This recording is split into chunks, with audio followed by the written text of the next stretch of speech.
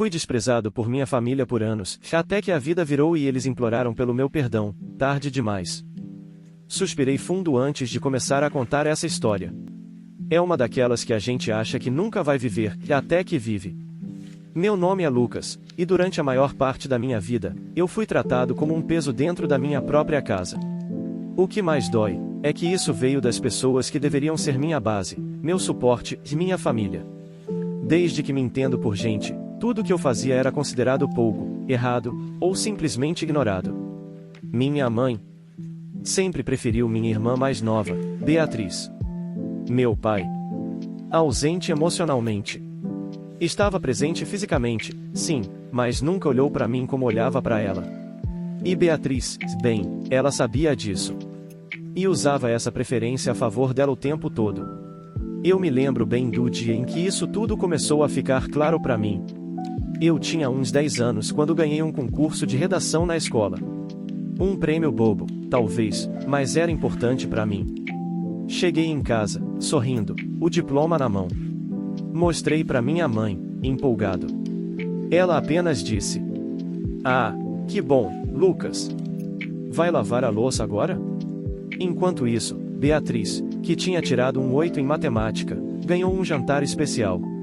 Eu lavei os pratos da comemoração dela. Daquele dia em diante, comecei a notar as diferenças. Beatriz podia tudo. Podia sair, gritar, bater porta. Bastava um olhar atravessado e eu era punido. Mas eu suportei. Durante anos, calei, engoli, fingi que não doía. Na adolescência, tentei compensar sendo o filho perfeito. Estudioso, obediente, esforçado. Mas nada parecia ser suficiente. Um dia, já com 17 anos, ouvi minha mãe dizendo para uma vizinha: "Ah, Beatriz vai ter um futuro brilhante. Já o Lucas, não sei não.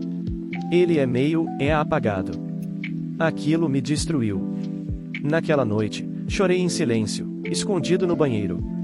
Eu não chorava porque ela mentiu. Eu chorava porque, no fundo, eu estava começando a acreditar que ela tinha razão. Mas eu não fazia ideia de que aquela dor seria o combustível da minha virada.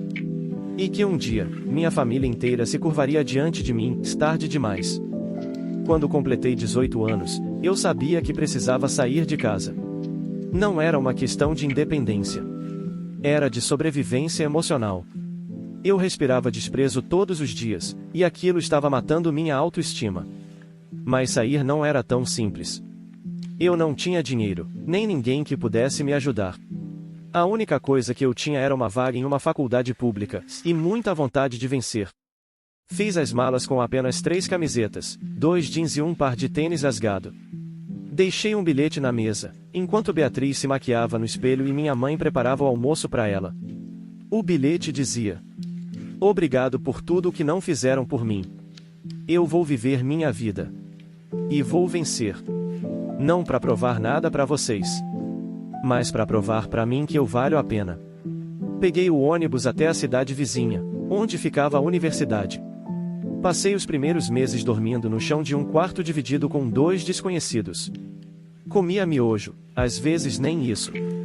Trabalhava como entregador de aplicativo à noite, estudava de manhã, e durante o dia, chorava no banheiro da faculdade. Mas algo em mim se recusava a desistir. Toda vez que pensava em largar tudo, eu lembrava da voz da minha mãe dizendo que eu era apagado. Lembrava da Beatriz rindo da minha cara porque eu ganhava R$ 300 por mês entregando pizza. Aquilo doía. Mas também me dava força.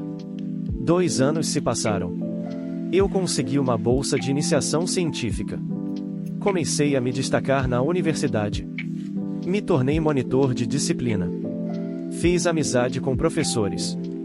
Comecei a publicar artigos. E então, fui convidado para um intercâmbio nos Estados Unidos. Foi a primeira vez que andei de avião.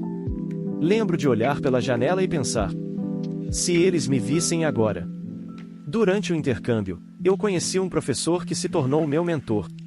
Ele viu algo em mim que nem minha própria família tinha enxergado. Me incentivou a continuar estudando, me indicou para uma vaga de mestrado em uma universidade internacional. E eu fui aceito. Mas justo quando tudo parecia estar dando certo, Minha mãe me mandou uma mensagem, depois de anos sem contato. Ela escreveu: Lucas, sua irmã está com problemas. Pode nos ajudar financeiramente? Demorei dias para responder. Não porque eu não podia ajudar, mas porque, pela primeira vez, eu sentia que tinha poder sobre algo. O garoto ignorado, se agora era necessário. Liguei para ela. Oi, mãe. Lucas, que bom ouvir sua voz. A Bia tá passando por uma fase difícil. O namorado dela largou ela perdeu o emprego. A gente tá apertado aqui. E você quer que eu ajude com dinheiro? Se puder. Só por um tempo. Fiquei em silêncio por alguns segundos. Depois, disse com a voz calma. Quando eu tinha 10 anos, ganhei um concurso de redação. Você me mandou lavar a louça. Lembra disso? Ela não respondeu. Só suspirou. Quando eu saí de casa, ninguém veio atrás. Quando eu quase passei fome, ninguém perguntou como eu tava. Lucas, eu sei que erramos. Mas você é da família. Fechei os olhos, senti a raiva queimando. Agora eu sou. Quando sou útil. E desliguei. Não foi uma vingança cruel. Não foi gritar, nem humilhar. Foi só mostrar que eu cresci. E que agora, quem precisava de mim, era quem me descartou. 6 anos se passaram desde a última ligação com minha mãe. 6 anos sem mensagens, sem aniversários, sem Natal, sem notícias. Durante esse tempo, eu finalizei meu mestrado, publiquei um livro acadêmico, me tornei professor visitante. E abri uma empresa de tecnologia educacional, que em menos de 2 anos foi adquirida por uma gigante do setor. Eu tinha 30 anos e estava oficialmente milionário. Mas sabe o que é curioso? Nem quando comprei meu primeiro carro de luxo, nem quando recebi meu primeiro milhão na conta, eu me senti completo. A sensação era de dever cumprido, mas não de cura. Porque tem feridas que o sucesso não fecha. Ele só deixa mais visíveis para quem um dia tentou apagar você. Decidi que era hora de voltar. Não por saudade, mas por encerramento. Queria olhar nos olhos daquelas pessoas e mostrar que o Lucas apagado agora brilhava demais para ser ignorado. Voltei pro Brasil num voo silencioso. No aeroporto, ninguém me esperava. Aluguei um carro, fui direto pro bairro onde cresci. Tudo parecia menor, mais cinza. Como se meu mundo tivesse expandido e aquele lugar tivesse encolhido. Estacionei em frente à antiga casa. A mesma pintura gasta, o mesmo portão torto. Bati na porta. Quem atendeu foi minha mãe. O tempo tinha cobrado seu preço. Rugas profundas, olhar cansado, e um susto genuíno ao me ver. Lucas. Oi, mãe. Ela levou a mão à boca, como se não acreditasse. Você voltou. Por pouco tempo. Quis visitar. Ela olhou para dentro e gritou: Bia. Vem ver quem tá aqui. Minha irmã apareceu, descalça, cabelo bagunçado, expressão abatida. O choque no rosto dela foi instantâneo. Mas o que mais me chamou a atenção foi o olhar dela. Não era mais de arrogância. Era de alguém que tinha sido esmagada pela vida. Lucas. Oi, Beatriz. Nos sentamos à mesa da cozinha. A mesma onde tantas vezes fui ignorado. Minha mãe serviu o café. As mãos dela tremiam. A gente viu você na TV outro dia. Aquela entrevista. Você tá famoso. É. Silêncio. A gente sente muito, filho. Por tudo. Beatriz abaixou a cabeça. Eu era uma idiota. Sempre achei que você não ia dar em nada. E olha pra você agora. O que aconteceu com vocês? Minha mãe respirou fundo. Seu pai morreu há 2 anos. Infarto. A Beatriz se envolveu com um homem abusivo. Perdeu tudo. A casa tá hipotecada. A gente tá sem dinheiro até pra remédio. Eles estavam quebrados. Literalmente. E por dentro, despedaçados. Era o momento perfeito para esmagar. Para devolver cada dor, cada lágrima. Mas não era isso que eu queria. A vingança já tinha acontecido. Ela estava nos olhos delas, quando me olhavam com o respeito e o arrependimento que nunca existiu antes. Fiquei em silêncio por um momento. Depois, levantei. Eu não voltei para ajudar. Nem para vingar. Voltei para perdoar. Mas não pensem que isso me apaga de novo. Deixei um envelope sobre a mesa. Com uma quantia suficiente para quitar a dívida da casa e garantir um tratamento para a depressão da Beatriz. Minha mãe tentou chorar, tentou se ajoelhar. Lucas, por favor. Apontei minha mão, gentilmente. Levanta. Não precisa se ajoelhar para mim. Mas se quiser me honrar, começa a se tratar como gente. E trata os outros também.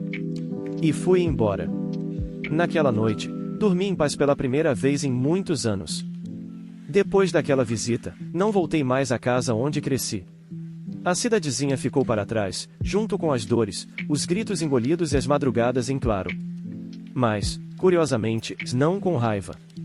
Durante anos, eu achei que vencer era calar minha família com riqueza, status, conquistas. Mas agora eu entendi que vencer era não carregar mais o peso do que fizeram comigo. Voltei para os Estados Unidos e retomei minha vida. Continuei palestrando, expandi minha empresa, ajudei jovens de periferia a conseguirem bolsas e acesso ao ensino de qualidade. Comecei a contar minha história em eventos.